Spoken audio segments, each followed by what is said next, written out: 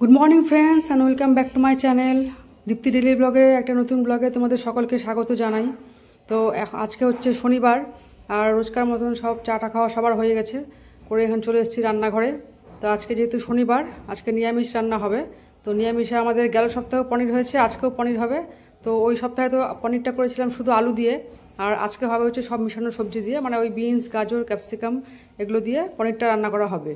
তো এখানে পনিরগুলো এনে কেটে রেখে দিয়েছিল, আমি সব পনিরগুলো ভেজে নিচ্ছি, তারপর সব সবজিগুলো ভেজে নেব। আর আজকে হবে হচ্ছে ডালটা ভেজ ডাল হবে। ডালেও আজকে বিনস আর গাজর একটু ভেজে দিয়ে দিব। তো যেহেতু পনিরের জন্য সবজি কাটা হয়ে গেছে, ওখান থেকে আমি তুলে নিয়েছি বিনস আর গাজর, ওটা দিয়ে আজকে ডাল করে নেব। আর এখানে দেখো সব সবজিগুলো কেটে ধুয়ে নিয়েছি। এখানে আছে বিনস, গাজর, ক্যাপসিকাম, আলু, এটা পনির হবে এটা দিয়ে। আর এই থালাতে আছে এখানে হচ্ছে টমেটো, আদা, কাঁচা লঙ্কা, এটা পনিরের মশলা। আর আদা আর কাঁচা লঙ্কাটা দেখতে পাচ্ছ, ওটা হবে হচ্ছে আজকে আলুর চপ।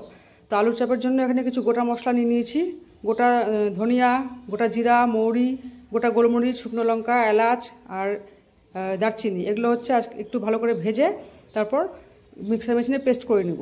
এটা হচ্ছে আলুর চপের মশলা। আর এখানে মশলাগুলো নিয়ে নিয়েছি, মশলাগুলো এখন পেস্ট করে নিব। তো মশলা ওখানে পেস্ট করা হয়ে গেছে। আজকে হচ্ছে আলুর চপ হবে, বেগুনি হবে, ডাল হবে আর মিক্সড পনির হবে। তো এখানে আলুর চপের জন্য আলুগুলোকে সিদ্ধ করে নিয়ে নিয়েছি। দেখো আলু সিদ্ধ করা হয়ে গেছে, আলুগুলোকে থালায় রেখে দিয়েছি যাতে একটু ঠান্ডা হবে আলুগুলো, তারপর মাখতে সুবিধা হবে। আর এখানে ডালের জন্য সবজিগুলোকে ভেজে নিচ্ছি, মানে বিনস আর গাজর ওটাকেও ভেজে নিচ্ছি। তো আলু তো ঠান্ডা হয়ে গেছে, আলুগুলোকে এভাবে কিছু দিয়ে স্ম্যাশ করতে হবে। তো আমার কাছে গ্লাস ছিল, তো আমি গ্লাস দিয়ে এভাবে ম্যাশ করে নেওয়া হচ্ছে আলুগুলোকে। আর তারপর এর মধ্যে দিতে হবে হচ্ছে একটু ধনেপাতা কুচি আর ভাজা মশলা, এগুলো দিয়ে আজকে আলুর চপটা রান্না করা হবে। তো দেখো ধনেপাতা কুচি, আর বাটিতে আছে আদা কাঁচা লঙ্কা বাটা। তো কড়াই একটু তেল দিয়ে ওর মধ্যে আদা কাঁচা লঙ্কা বাটাটা দিয়ে কিছুক্ষণ কষিয়ে নিয়ে তারপর সেদ্ধ করে আলুটা দিয়ে দিতে হবে। তারপর ওর মধ্যে ভাজা মশলা দিয়ে আর একটু লবণ দিয়ে নামিয়ে নিতে হবে। এবার থালার মধ্যে ভালো করে সর্ষের তেল মাখিয়ে নিতে হবে। আর এই পুরটা এখানে রেখে দিয়েছি ঠান্ডা করার জন্য। আর এভাবে একটা কোনো কিছু ঢাকনার সাহায্যে, আমি যেহেতু ঘি কিছু নাই আমার কাছে, তো ঘিয়ের কোটা ছিল, ঘিয়ের কোটার মুঠিটা দিয়ে ওর মধ্যে চেপে চেপে এভাবে আলু চপটা শেপটা করে নেওয়া হচ্ছে। তো এটা চপটা যে আলুটা যেহেতু পুরটা এখন গরম আছে, তাই একটু নরম হয়ে গেছে। তো এটা একটু ঠান্ডা করতে রেখে দিলে তাহলে শক্ত হয়ে যাবে, তারপর আলুর চপটার শেপটা আরও ভালো হবে আর চপটা ভাজাটাও বেশ ভালো হবে। তো এখানে সব আলুর চপগুলো রেডি করা হয়ে গেছে। আর এখানে তেলও গরম হয়ে গেছে, ভেজে নেওয়া হচ্ছে। আর আজকে বেগুনিও হবে, আলুর চপটা ভাজা হবে তারপর বেগুনি হবে। এখানে বেসন, চালের গুঁড়া আর ওর মধ্যে একটু হলুদ, লবণ, কালো জিরা, একটু খাওয়ার সোডা দিয়ে ব্যাটারটা বানিয়ে নেওয়া হয়েছে। আর বেগুনিগুলো এখন ভেজে নিচ্ছে, বেগুনি ভাজা হবে আর আলুর চপ ভাজা হবে। তো এই দেখো কত সহজ বানানো, ঘরোয়া কিছু উপকরণ দিয়ে তোমরা কিন্তু বানিয়ে নিতে পারো এত সহজে আলুর চপ। তো নিরামিষ দিনে কিন্তু ভালোই লাগে, এরকম বেগুনি আলুর চপ হলে বেশ ভালোই লাগে। আর রোজ তো পাঁপড় ভাজা, আলু ভাজা এগুলো খাওয়া হয়ই, তো মাঝে মধ্যে এগুলো একটু ট্রাই করতে কিন্তু সবারই ভালো লাগে। আর বেগুনিগুলো দেখো কত সুন্দর ফুলছে, একটু খাবার সোডা দিলে আর একটু বেশি করে তেল দিলে বেগুনিগুলোকে ভালোভাবে ফুলে যায়। আর আলু চপও কিন্তু একদম দোকানের মতন পারফেক্ট হয়।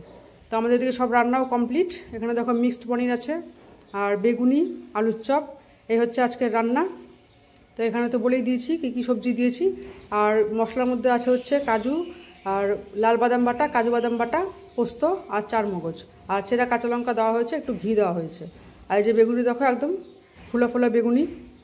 আর এখানে হচ্ছে আলুর চপ, আলুর চপগুলো দেখো শেপটাও যেমন হয়েছে, আর চপটা কিন্তু বেশ ভালোই, খেতে খুব সুন্দর হয়েছে। নিরামিষ আলুর চপ কিন্তু খেতে কিন্তু খুব সুন্দর হয়েছে। তো তোমরা কিন্তু এরকম বাড়িতে ট্রাই করে নিতে পারো।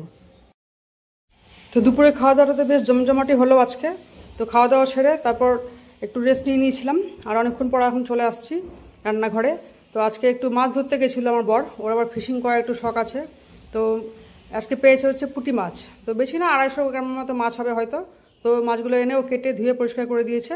আর আমি এখানে এখন মাছগুলো ভেজে নিচ্ছি, তেলও গরম বসিয়ে দিয়েছি। আর রাতের যা যা সবজি ছিল ওগুলো সব গরম করে নিয়েছি। এখন ডালটা একদিকে গরম করছি আর একদিকে হচ্ছে মাছটা ভেজে নিব। তো আজকে তো মাছটা আমরা খাবো না, মাছটা কালকা রান্না হবে। আজকে যেহেতু শনিবার নিরামিষ খাই। তো আর দুপুরে যা যা রান্না করেছিলাম সবই আছে, রাতে শুধু রুটি হবে আর কোনো কিছুই হবে না। হবে বলতে রুটি হয়ে গেছে, আর কোনো কিছুই হবে না।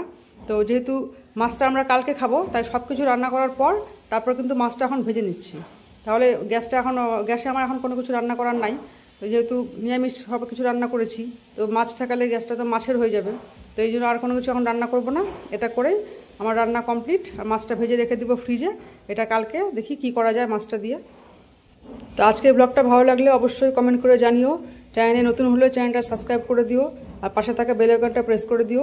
সবাই ভালো থেকো, সুস্থ থেকো। দেখা হচ্ছে আগামীকাল নতুন একটা ব্লগের সঙ্গে। যারা যারা চ্যানেলটা সাবস্ক্রাইব করে দিয়েছো তাদেরকে অনেক অনেক ধন্যবাদ।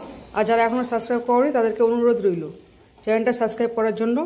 আর ভালো লাগলে অবশ্যই ভিডিওটা বন্ধুদের মাঝখানে শেয়ার করো, একটা কমেন্ট করে দিও। তো দেখা হচ্ছে আগামীকাল। সবাই ভালো থেকো, সুস্থ থেকো। আজকের মতো এতটুকুই। Good night.